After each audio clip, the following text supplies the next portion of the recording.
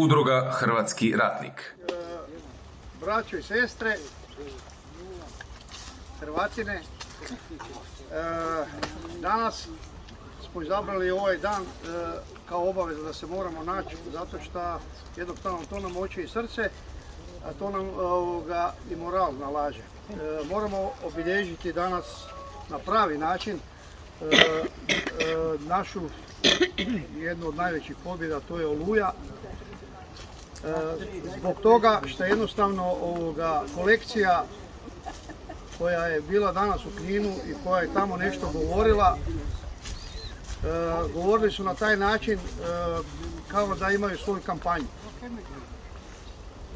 Znači opet hrpa laži, hrpa neistine, hrpa pljuvanja indirektno po poginulim braniteljima kojeg su sve pojedinačno nabrojili od prvog do zadnjeg koji je poginuo tamo. Taj dan je poginuo i moj učitelj i moj veliki prijatelj Ivan Rončević. I šta da vam kažem, to je svaki taj poginuli je tragedija, on je za mene nešto ogromni gubitak, ali u ime svih vam govorim, krv je prolivena da bi bila slobodna Hrvatska, da bi bila Hrvatska koju mi želimo, koju volimo i koja bi trebala biti naša. Međutim, niti je naša, osim što je volimo, drugo nemamo ništa. Uskoro, znači, pošto više ovo nema smisla živjeti u ovakvom okruženju, živjeti u ovakvoj nametnutoj nekakvoj državnoj vlasti, koja sebe naziva vlast sa nekakvih 16%. Kako oni kažu, Milanović je danas rekao da je to izabrana većinom Hrvata izabrana vlast, znači 16% to je kao neka većina. Svi znamo da se njih dvojica prepucavaju cijelo vrijeme kao dva mrska neprijatelja. Danas je Plenković završio govor, a Milanović je pljeskao ovako tom govoru. Znači, ko što sam uvijek govorio, njih dvojica pušu isti rog, rugaju se hrvatskom narodu, rugaju se svima nama, cijelo vrijeme rade budale od ljudi. Tako da ljudi misle da ima nekakvih, da Milanović se nešto preokrenuo, preobratio se, preokrenuo kaput, pa sad govori nešto o Hrvatima u BiH, pa govori o, sad čak se dotaknuo već i Kosova, sad već i Albance spašava, a dok njegov narod ovdje umire. Prije par tjedana je bila neka tribina o pitanju Hrvata BiH. Tamo, znači mi smo bili na toj tribini, nas par iz udruge i to je ono, katastrofa, svi katastrofa. Došli su ljudi iz Bugojna, iz Mostara, iz Livna, iz različitih još destinacija iz Bosne i došli su tu da čuju nešto što bi možda ima neke nade da tu neko od tih političara kaže nešto što će možda zaustaviti to propadanje hrvatskog naroda u BiH. Međutim, ništa. Ja nisam mogu normalno, čekao sam da kolekcija idiota završi sa svojim izlaganjima i sa svojim referatima, sa svojim strategijskim planovima koje već razvijaju 30 godina, da spasi BiH, Hrvati u BiH propadaju i uskoro ih vjerojatno, ako se to tako nastavi, bit će jedna daleka prošlost. Ja sam se nama digao i rekao da prestanite ljude lagat, lažite svi od reda, sve jedan, niste napravili ništa. Na koncu konca vi znate vi sami da u hrvatskoj vladi od početka 1991. do dan danas u hrvatskoj vladi egzistiraju baš 70-80% ljudi koji su porijeklom iz BiH, znači Hercegovci i Bosanci. I ti su uglavnom u vladajućim strukturama dan danas. I šta su napravili za svoje? Tamo ništa. Znači šta su ti koji jesu tu i koji su izabrani da nešto kao rade i dobro su oni to napravili samo za svoj džep. Ali da je samo pljačka u pitanju ne bi bio problem. Nego problem je to što nas uništavaju duhovno, nacionalno, vređaju nas svaki dan, znači pljačkaju nas svaki dan, truju nas svaki dan i počeli su nas znači ubijati. Znači mi više jednostavno sjediti ne možemo, nećemo i ne želimo. Jednostavno zašto bi ja sjedio, to je moje, mi smo se svi krvavo borili za tu zemlju i mi smo zaslužili da je imamo. Imat ćemo je, koliko god oni spominjali nekakve velike sile, te velike sile apsolutno me ne interesiraju po nijednom pitanju, niti ne da ih se ne bojim, nego šta meni velike sile u mojoj domovini mogu, ne mogu nam ništa, tako da nemojte misliti da oni nešto kao vladaju ovi izvana sa Hrvatskom, a ove plaćene sluge izvršavaju sve njihove zapovjedi. Da je to jednostavno narod koji sad ovdje ima nas oko 3 miliona, da se to može samo tako izbrisati, da nas nema, već bi oni to napravili. To se ne može izbrisati samo tako i oni to ne mogu izbrisati samo tako i nisu nikak mogli. A već to pokušavaju ne 1000 godina nego i više i nikad to nisu uspjeli napraviti. Ovi se sad nadaju da će oni to napraviti, međutim, sad su se stvarno prevalili do kraja. Sad, to se zove imperija naroda im vraća udarac. I sad ćemo ih tako vratiti da ćemo ih iskorijeniti sve. I DNK, i fenotip, i genotip, sve ćemo im maknuti. Od njih neće više ostati ni prašina, jer ćemo ih sve pomest, zato što jednostavno nisu nam ostavili izbor. Mi nemamo nikakav izbor nego uzeti ono što je naše, inače nas nema. Okupili smo se iz većih dijelova Hrvatske, došli ste ovdje, svi mi znamo o istim problemima, znamo sve šta nam rade. Ja sam se vodeći sad od kuće prema ovdje vidio da nam se suši kukuruz koji je mlad, znači oni isušuju. Kad vam nije vedro nebo, kad je onak mutno da će padati kiša, to nije pred kišu, nego s tim oblacima oni naučno dokazuju i sušuju zemlju i to se evidentirano sad vidi na kukuruzu. Kukuruz nam je još jedina nada da nećemo biti gladni. Pazite, sa pšenicom još uvijek ne znamo šta se dogodilo. Dogovorena je da se proda, da li je sva izvežena van, nije, kad će biti to još ne znamo, ali oni još uvijek misle da će im onaj euro odraditi ono sve što su započeli. Jer sve šta god mi sad pričali, sve kud god se okrenuli, sve se nazad vraća na euro i kunu. Znači, mi moramo cijeli narod se dići i u 9. mjesecu zaustaviti euro da uđe u Hrvatsku. Znači, ključ svega, njihove pobjede nad nama je euro. Pazite, neće oni nikakve represivne mjere raditi. Neće oni ništa nama raditi, samo da šute i da lagano vrijeme prolazi do 1. mjeseca kad će se prebaciti u euro. Kad se prebaci u euro, mi više nećemo se ovako moći naći. Jer mi svi koji ćemo reći nešto protiv njih ćemo biti momentalno blokirani, nećemo imati sredstva za život, a kamoli za putovanje, telefoniranje i bilo šta drugo. To smo im poslali tamo, da znaju da mi to znamo i rekao sam im vrlo lukavo ste lukavci to smislili, ali da vam upamtite, kuna je stvorena u krvi i branit će se sa krvi.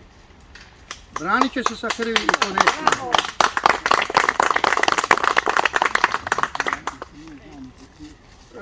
Evo, kaže gospodin Milanović se nije znao ni prekrižiti, pošto mi ne zna. Mislim, taj čovjek je stvarno nacionalna, fenotipska i genotipska sramota.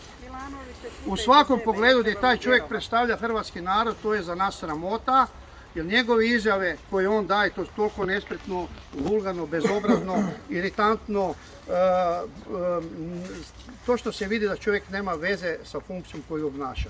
A u to sve rodio se, još dok je u trbuhu bio, unutra se igrao sa crvenom zvijezdom, kad je izašao van iz mamice, već mu je bila crvena petokraka gore, isto stvari za Plenkovića.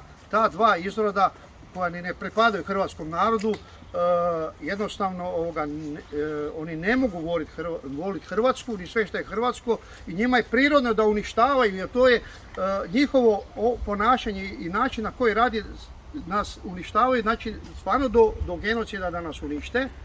Evo danas kad ga gledaš, čovjek nema ni malo srama, nema ni malo ovo, samo gleda lijevo desno, mu oči bježe, ali nije siguran u sebe kad priča, ali cijelo vrijeme drži narod pod kontrolom, s čime? Samo sa lažima. Inače ne može vladati. Da ne laže, ne bi mogao vladati. Znači istina je ta koja je na našoj strani, mi se svako jutro budimo sa istinom, idemo spavati sa istinom, a oni svaki dan ujutro smišljaju šta će novo slagati i na večer da li su dovoljno lagali pa smišljaju za drugi dan šta će dalje lagati, jer sve šta govore je laž. A oni, ako kažu i misle da nije laž, pa nek se onda očito na ovo može šta im govorim, pa ćemo sjeti za stol pa da vidimo, pa ćete vidjeti da je sve laž. Jer oni ništa drugo ne rade nego lažu. Lažu i znači nisu okrvavili ljudi moji do lakta, oni su krvavi do ramena. Ruke su im do ramena u krvi koliko su zaronili u hrvatski narod. Tamo je bilo 300-tinjak ljudi, danas sramota. Sramota.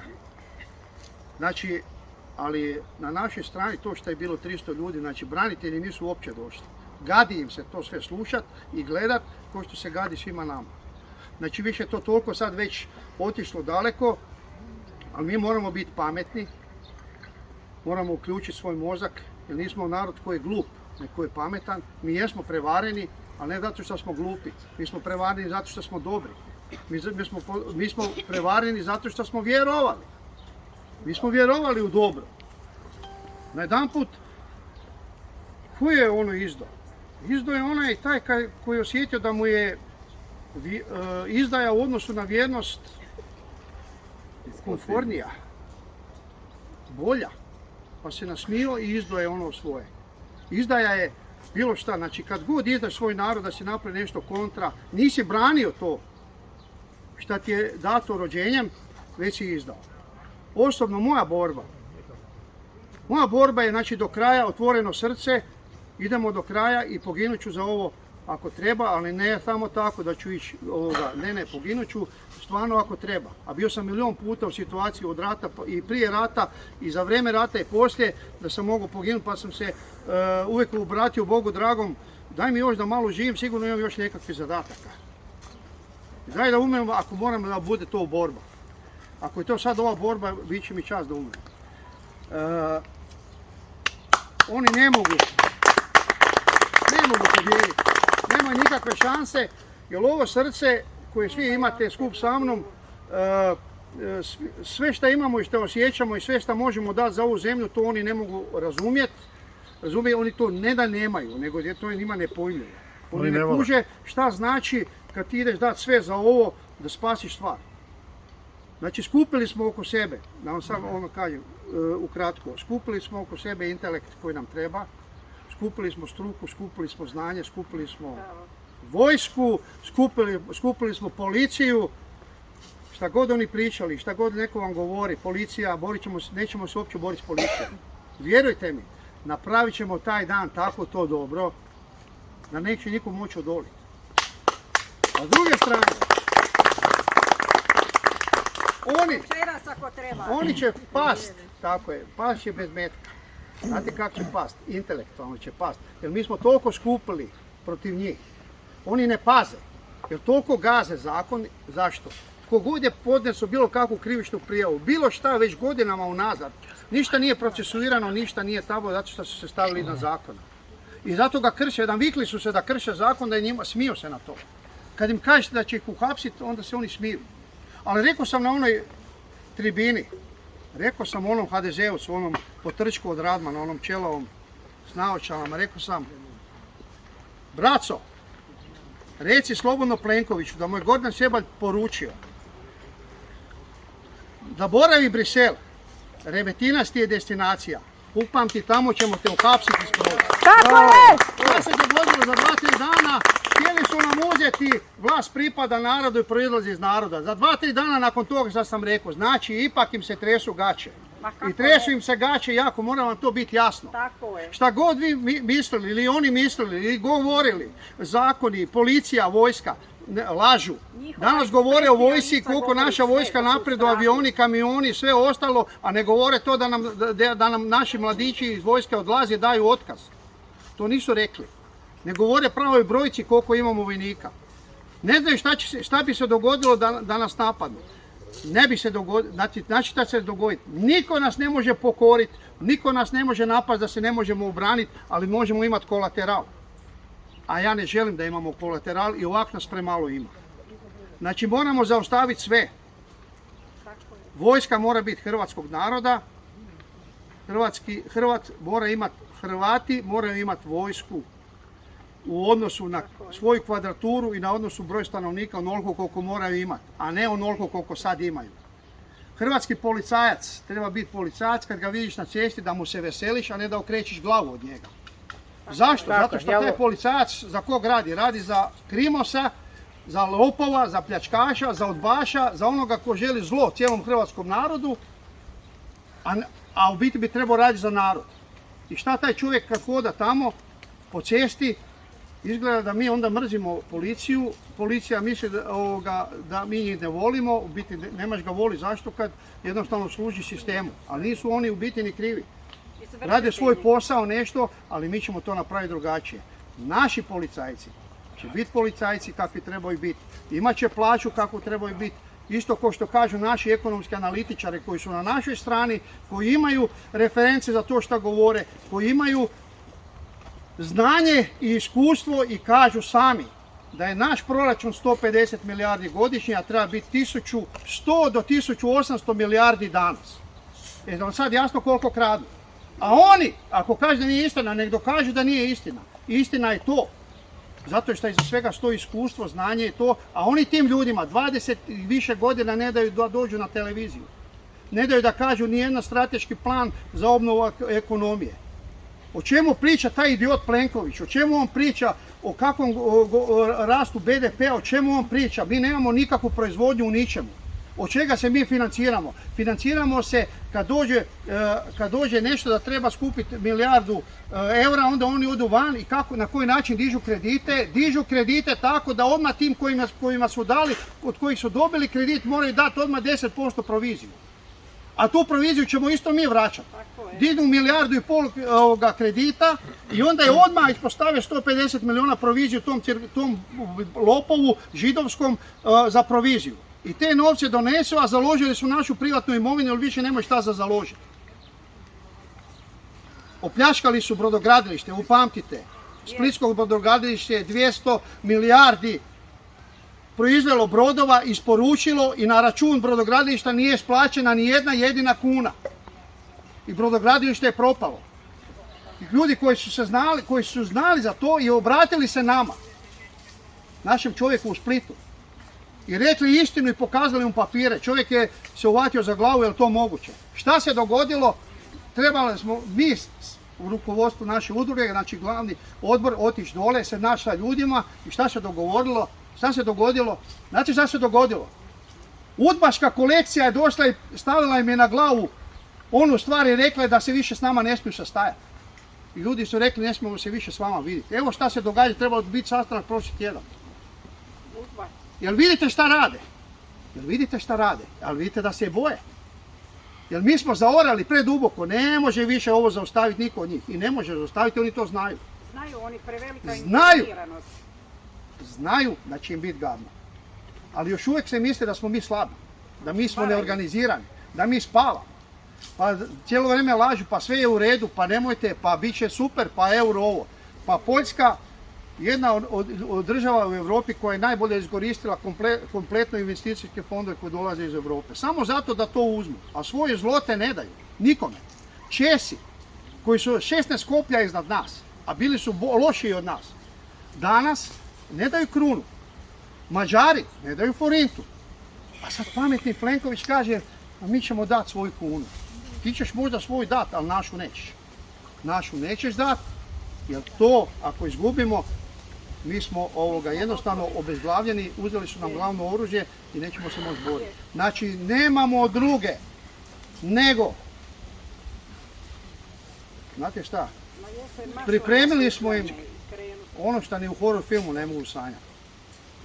I vjerujte nam, napravili smo, skupili smo čuda protiv njih. Čuda. I ne mogu više nikog ukloniti da to zaustave, ali nikog. Prema tome, odgovarat će za ovo što su napravili samim tim što su sami sebi oduzeli ovoga vlast. Zašto? Zato što ovo što su napravili, znači ne da su samo prekršili Ustav, kažem da su okrvavili ruke, odgovarat će svaki, a svi su pali, kriminalci, vladari, svi su pali na malim stvarima, a tak će pasti ovi. I upamtite to, imamo rješenje za njih i vjerujte nam, kad dođe vrijeme, sve ćete znati, idemo tamo i uzet ćemo ono što je naše. Ja se veselim tom danu vrlo skoro, pripremili smo ljude, pripremili smo sve koji će privremeno preuzeti tu državu voditi, dok narod ne zabere sam sustav i model po kojim će se raditi i živjeti dalje. A to ćemo mi prepustiti njima i još ima tu i među vas sigurno kvalitetnih ljudi koji mogu dati svoj doprinos, jer ste svi dobro došli, da se uključite u u vođenje svoje države. Ne može nam to više niko drugi voditi, pa ne mogu nam voditi Englezi i Francuzi, ono što je naše. Ne. Evo ovaj dečko, taj dečko ima 24 godine, pa da čujete njegove ideje, to je fantazija. To je fantazija. Znači, takvi mladih ljudi sa nekakvim sjednim glavama koji imaju iskustva, imaju znanje, mi ne možemo izgubiti. Sva sreća da su ti genijalci koji imaju sad i 70 godina na našoj strani i koji su se ponudili, jer njihova oštrica je tupa, oni se sami ne mogu boriti, bore se 20 godina, a ovi im ne daju ništa, ne daju, stavili su šapu, na njih ne mogu mrditi. Ali zato smo mi tu da im osiguramo da oni to naprave. I sve će biti transparentno, svaki će čovjek u hrvatskom narodu znati šta se gdje dogovara u interesu hrvatskog naroda. Oni su se udostojili prodati nama naše vode. Iz najma, ne možeš stari pipnut moju vodu. Upamtite, nisu ništa oni prodali, a da mi to ne možemo vratiti. One s kim ste slagali ugovor, a vas dvoje ćete se dogovarati kako ćete namiriti jedan drugo, a nama ćete vratiti naše. Zato što ste bez jednog zakonskog argumenta uzeli i prodali nešto. Samim to što su srušili Agrokor, cijeli, na onaj način koji jesu, tu su već do tu krvi. I zbog toga će isto platiti. I ne znaju da im je ta giljotina, znaju, ali misle da neće niko potegnuti na to, ali mi ćemo potegnuti. Jer mi smo napravili to. Ovog puta se nećemo boriti s puškama protiv njih, jer nećemo sigurno puštati po svojim policajcima i po djeci od mojih prijatelja i vaših i po ljudima koji su još iz 1991. još uvijek u policiji. Zašto? Pa zato što su oni na našoj strani, to su nam rekli. A oni nek pitaju se koji su to koji su rekli. U Hrvatskoj Pupovac vodi glavnu riječ. A od Pupovca su oba dva brata u četničkoj vojsci. Bili i ostali. Halo. A taj čovjek je potpredsjednik vlade, jer to nije dovoljna šamar nama braniteljima i svim ostalima koji su izgubili djecu, muževe i ne znam koga. Jer to nije dovoljna šamar da jedan Pupovac je udostojio ući, presmrditi u Sabor. Gad. I gledajte. Nemojte se ničeg bojati, sve je na našoj strani, znači oni nemaju nikakve šanse. A što se tiče svega ostalog, kažem vam, ne možemo izgubiti jer smo prikupili već sve što nam treba. Sve ćemo složiti, zapakirati i uskoro idemo van. Tako je. Na mjesto gdje trebamo doći.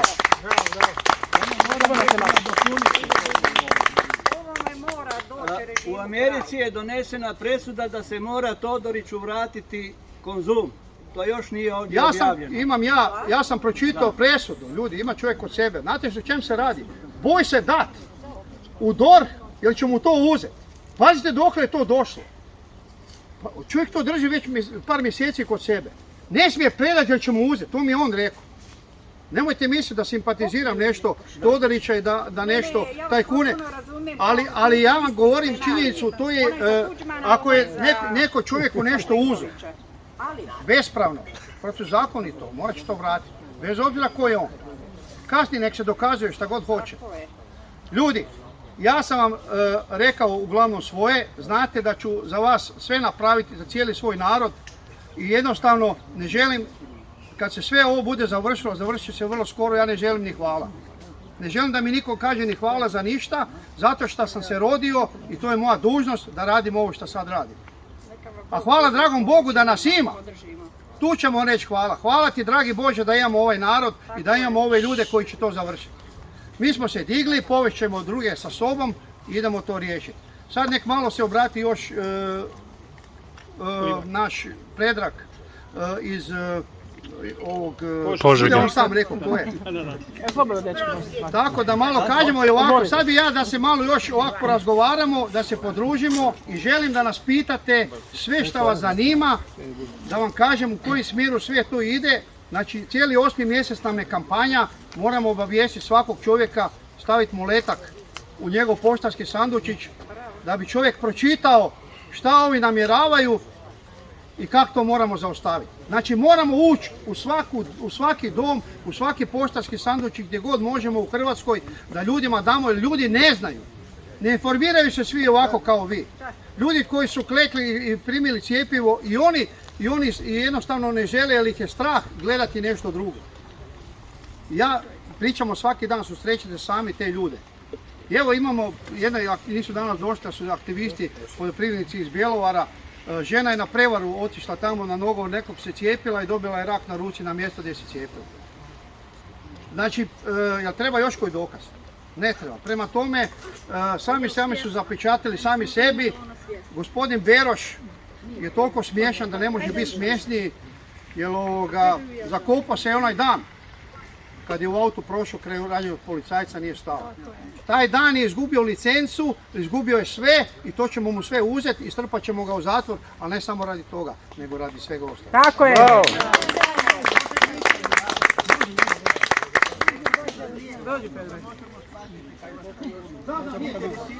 A budemo o tome isto. Ovako, ja samo da vam kažem, znači, što se tiče kune, znači nije gotovo zato što nije gotovo. Da je gotovo, onda bi 1.9. samo bio euro. Prvo, ušli smo na prevaru u Europsku uniju. Znači, prevarili su nas. Vesna Pusić, Jadranka Kosor i Ivo Josipović su izveli prevaru nad Hrvatima neponovljivu. Znači, uvukli su nas protizakonito u Europsku uniju, nismo smjeli ući. Pazite, nismo smjeli ući. Znači, sve dokaze za to imamo. Pa imamo sve dokaze. Ne mogu više lagati. Krivotvorili su i pečat i svašta.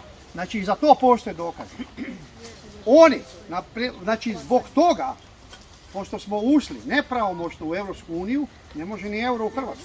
Tako je. Mi ćemo sve zaustaviti, staviti na stand-by jer imamo dokumentaciju. 22% ljudi u Hrvatskoj je reklo da bi kao išlo u Europsku uniju. Ostatak ne. I kako smo mogli ući u Europsku uniju? Imaju dokaze, oni su slagali, ljudi lažu, a niko se ne buni. Nitko ih nije smijenio, niko ništa nije zaustavio, zato što niko nije ni probao. Da. To je stvar vrlo jasno. Dobar dan svima. Moje ime je Predrag Livak, dolazim iz Požege. Želim vas pozdraviti ispred građanske inicijative Slavonska snaga i ispred sindikata Prosvjetitelj gdje sam profesionalni tajnik. Sindikat Prosvjetitelj se i osnovao protiv, znači, ove borbe, odnosno za borbu protiv covid fašizma. Članovi su prosvjetne struke odgajatelja, ali prima i sve druge struke u svoje članstvo.